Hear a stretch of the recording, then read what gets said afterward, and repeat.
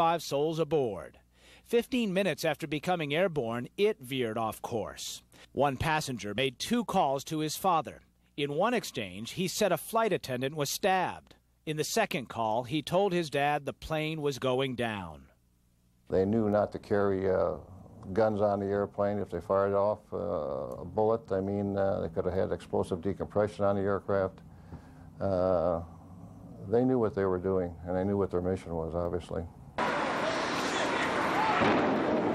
We know what happened next. The 767 struck and ultimately leveled the World Trade Center's Twin Towers. I know pilots.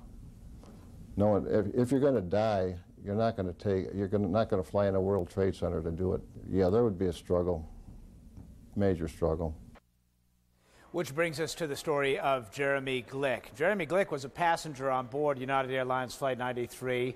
Newark to Los Angeles was the intended destination. According to his family, he made a phone call after the plane became commandeered somewhere around here in the Cleveland area. He asked them to confirm reports that other passengers had heard from talking to their family members that, in fact, a plane had already crashed into the World Trade Center here in the New York area. When that was confirmed by his family, he dropped the phone for some time, came back to report to his family that the male passengers on board United Airlines Flight 93 had voted to attack the hijackers. Dropped the phone again, and the rest we can only surmise. But this flight did not make it to what appeared to be its intended target, the Washington, D.C. area. If you're looking for heroes, the passengers on board that plane, obviously now perished, would be them. Aaron? Miles, there's going to be no shortage of heroes here as we keep our eye on One Liberty Plaza, about 8 blocks from where we are, as windows continue to pop out of that building. Just in the last 5 minutes or so, another half dozen ambulances have moved in.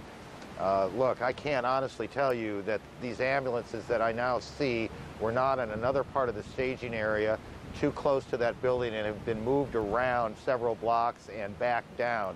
That is certainly possible. It is also possible that they are very concerned that this building's coming down, and they want to make sure that they can treat the people who might be hurt. Now, which one of those possibilities, I honestly can't tell you. I can tell you that there is a sea of ambulances down there. Patty Davis has been covering today transportation questions. I think all of us have known that flying, at least in the near term, is not going to be the same, and in fact the rules are changing. Patty, good evening. Certainly changing, Aaron. The FAA has said that it is now accepting flight plans from some commercial airlines to get back in the air. Now, that only applies to a limited number of flights, those that were diverted yesterday when these acts of terrorism occurred. Both domestically and those that are in Canada, were diverted in Canada, will be allowed now to come into the United States. Now, Transportation Secretary Norman Mineta says those limited number of flights will operate under much tighter security.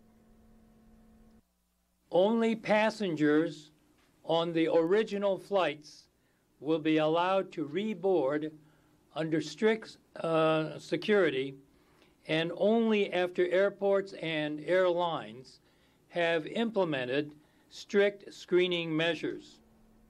Now, the ground stop continues for most other flights. Only diverted flights are being allowed to file their flight plans with the FAA. The FAA saying the ground stop continues, has been extended. No timetable for all those other flights has been set at this point.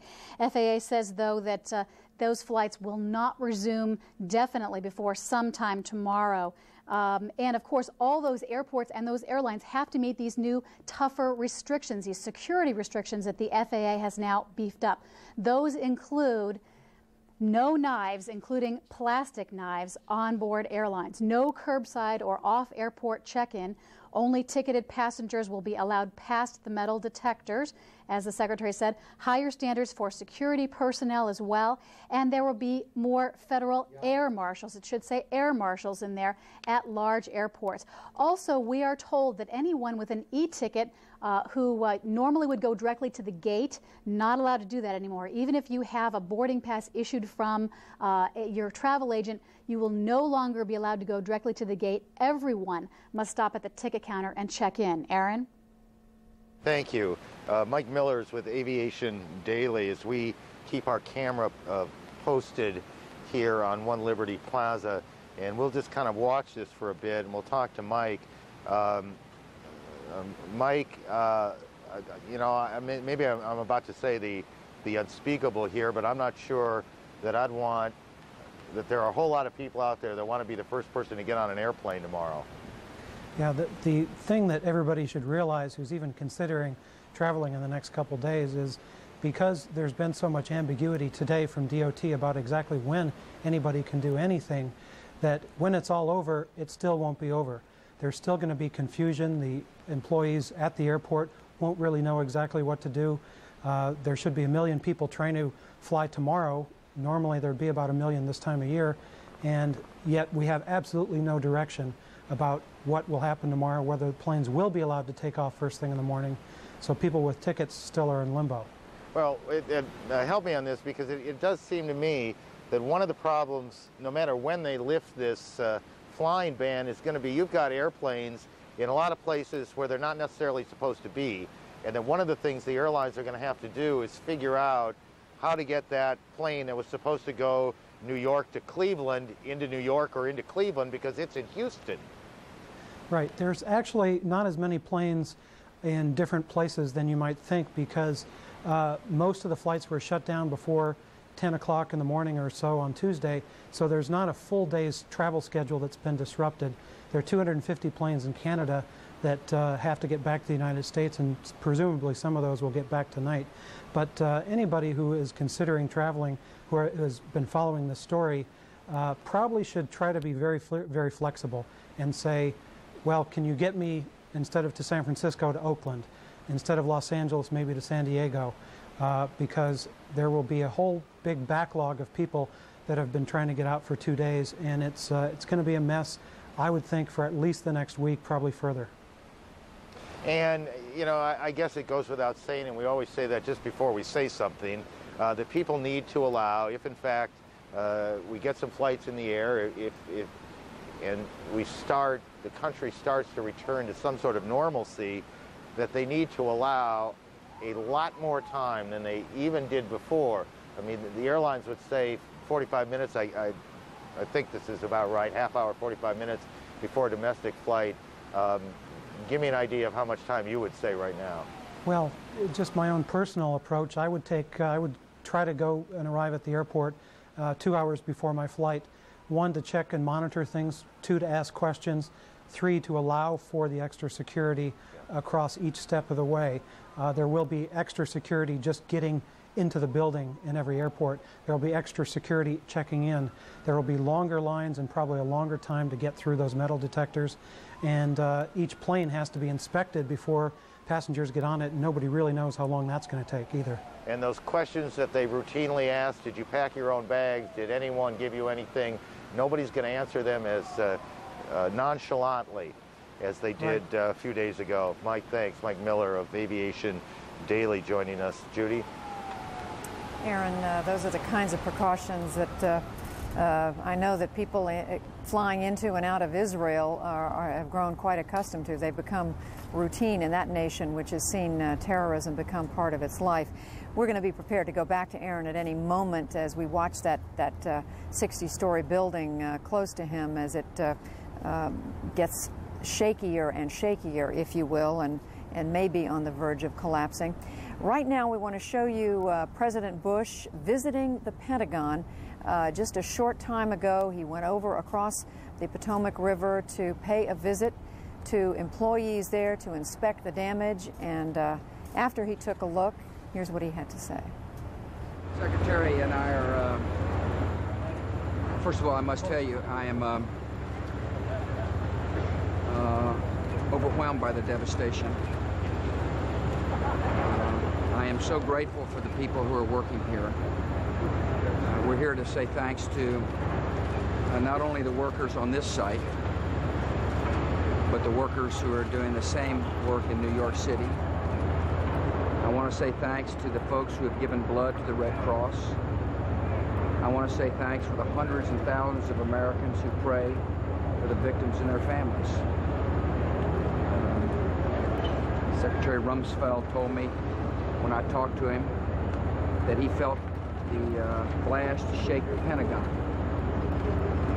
Even though he was on the other side of the building rocked. And now I know why. Coming here makes me sad on the one hand. It also makes me angry. And our country will, however, not be cowed by terrorists, by people who don't share the same values we share, by people who are willing to destroy people's lives because we embrace freedom.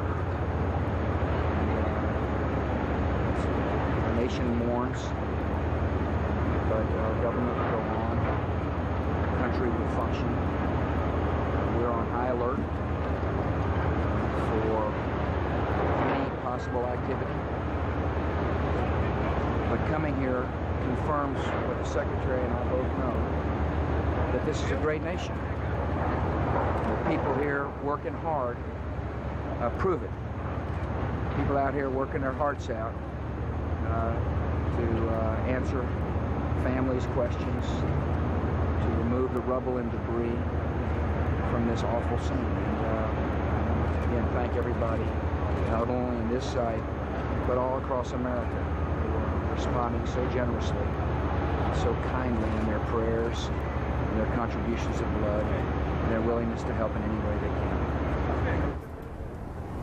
President Bush visiting the Pentagon just a short time ago, where they have only begun to pull out the victims and to clean up the damage. CNN was part of a poll that was conducted last evening in the aftermath of yesterday's terrible acts, and our senior political analyst Bill Schneider joins me now to tell us about the poll and what the American people are saying. Bill. Well, Judy, people see this as far more than a crime or an isolated terrorist incident. That came through loud and clear in 4 different polls, one of them by us, all taken last night. In our own poll, 86% of Americans described yesterday's attack as an act of war against the United States. Now, you remember President Bush warned last night, we will make no distinction between the terrorists who committed those crimes and those who harbor them. And the public agrees with that. In the Washington Post ABC News poll, 84% supported military action against countries that assist or shelter terrorists. There's also agreement on one other point. We'll get them. In all 4 polls, majorities said that they were very confident that the United States would be able to find and punish the people responsible. So not only do Americans believe we're at war, they're confident we'll win. And Bill, when people were asked to what extent they view this as a turning point in American history? Well, you know, that's a startling and dramatic finding from a poll taken last night by Ipsos Reid. 3/4 of the public said that they see these events as a turning point that will fundamentally change things forever. Only 21% believe that things will eventually in this country return to normal. To Americans, yesterday was like Pearl Harbor Day and the day John F. Kennedy was shot. Everyone will remember for the rest of their lives exactly where they were and what they were doing when they heard the terrible news. And like the Kennedy assassination in Pearl Harbor, yesterday's events will change America forever. Judy? All right, Bill Schneider. And now we want to go down to Atlanta to CNN's Mike Boettcher for the latest on what you've been working on in terms of the investigation into all this. Mike? Well, Judy, the investigation has been moving very rapidly up and down the East Coast. Some of the leads have been very fruitful. The FBI has been moving ahead and trying to identify the various suspects. Now, cars that investigators believe were left behind by suspected terrorists at Boston Logan Airport and at Portland International Airport have borne fruit for investigators, especially that car at Boston's Logan Airport, where they found material written in Arabic that investigators say was very helpful and positive.